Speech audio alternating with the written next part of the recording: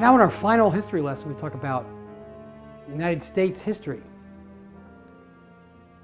So the United States was formed as a colony of England, supposedly to extract resources, but really it was individuals making decisions because they wanted to go out to a new frontier.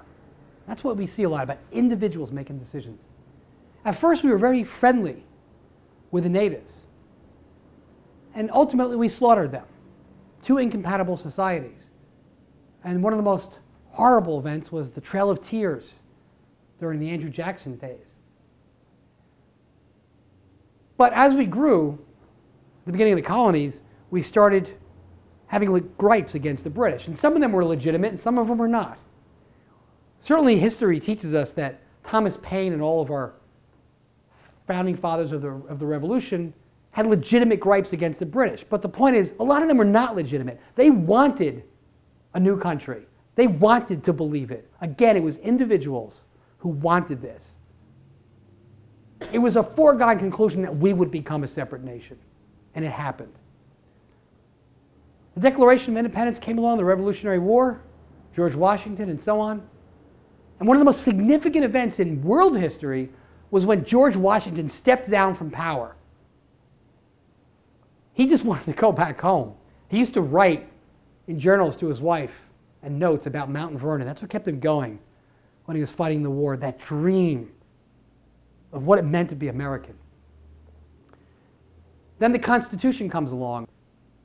And this was a time when the founding fathers of our country had the opportunity to be gods, really.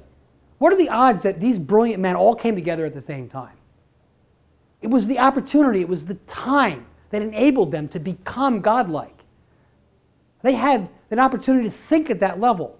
And then as soon as they finished the Constitution and they started running for office, they were at each other's throats. But there was a moment when they were godlike.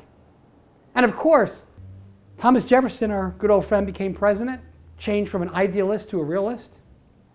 And then the fight for the central bank via Alexander Hamilton started. Andrew Jackson killed the central bank. That fight keeps going on. The economy fell into malaise after that. And then the Civil War came along, allegedly, so the European powers could get the central bank by, again, using those tactics of fomenting war. This time it was us that was a victim of that, allegedly.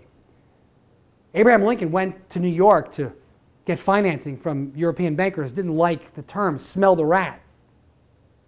Printed the greenbacks. Some say they killed him for it. I wasn't there, I don't know. Then the Industrial Revolution came along, which was fomented in part by the Civil War. The railroads came along. The 14th Amendment came along. 14th Amendment. That was to grant full rights to black people.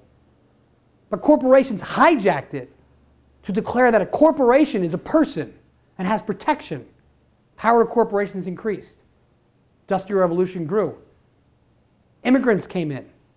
And an unknown president, Chester Arthur, came along, who was a product of the civil service system and the corrupt New York system, came along and started reforming it. When people asked him, "You came from this corrupt system, how could you be reforming it?" He said, "Chester Arthur, the president, is not Chester Arthur, the bureaucrat." When people get to the top of the pyramid, they change, they understand their responsibility. And Teddy Roosevelt came along, one of the most significant presidents who didn't react to a crisis. He saw the potential for a crisis. He deflated the balloon, busted up the trusts a little bit. He recognized the problem with working conditions had to be fixed. The pyramid was getting too steep. He created conservation and, of course, imperialism. He also unwittingly helped to establish, finally, the central bank when Wilson came in. And then the robber barons, Rockefeller and Carnegie, created their foundations to modernize the educational system, to ensure that we were good worker bees, that we understood math and science. We didn't want people learning about critical thinking and things of that nature. Then the stock market crash comes along, the Great Depression. And then Roosevelt comes in and signs the Glass-Steagall Act, among other things. Truman and Marshall came along and helped really define the American pyramid and the American century. Branding came along. The World Bank Johnson with his Great Society. The Beatles. Going to the moon. And so on. What are some concluding points? You can't build a nation overnight. And the pyramid refinements are in reaction to events. And some of them are proactive, like in the case of Teddy Roosevelt. And some of them are reactive. The fat, dumb, and happy model evolved. It's a fine-tuned system. We didn't create it as much as it evolved, and we recognized what's there, and we went with it because it works. And now the U.S.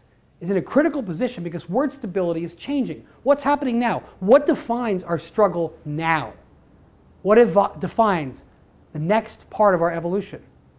Is it going to happen just in this country, or is it our relationship with the rest of the world? I think it's our relationship with the rest of the world. Globalization and the internet is a double-edged sword. It creates severe global competition, which is great for people like us.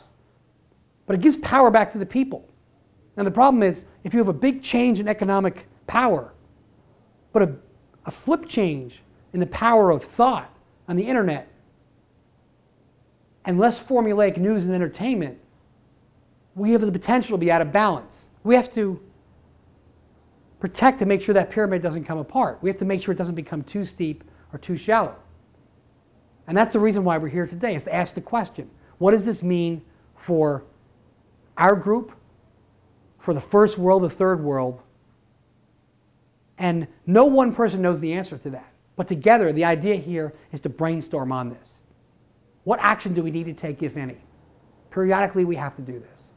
But now in particular, we have to be very, very open and very clever, because we could be having a point where we're reaching an inflection point where things really change.